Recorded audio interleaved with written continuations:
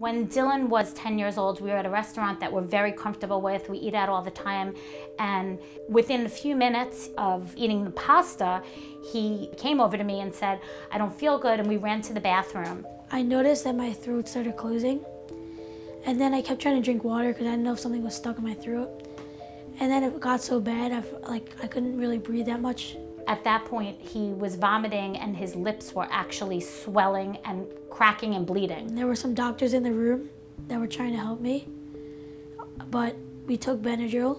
The ambulance came. We got into the ambulance, and while this was happening, my cell phone was ringing and ringing. Then we found out that it was a pesto sauce that had walnuts in it. So we got to the hospital, and as he was laying there, his legs were breaking out into hives, and it was going up his whole body, and he was saying, "I need my inhaler."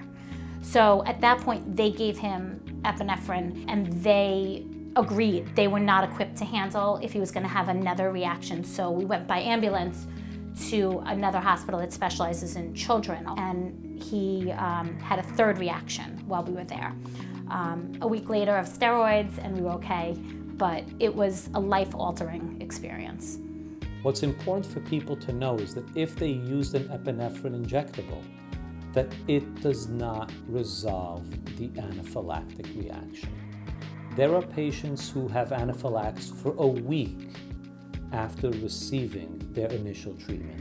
It is not unusual to give people repeated doses of epinephrine, repeated doses of Benadryl, of inhalers, of prednisone. If you're starting to treat someone for an anaphylactic reaction, it's important that you get them to an emergency room right away. A Dramatic Health production.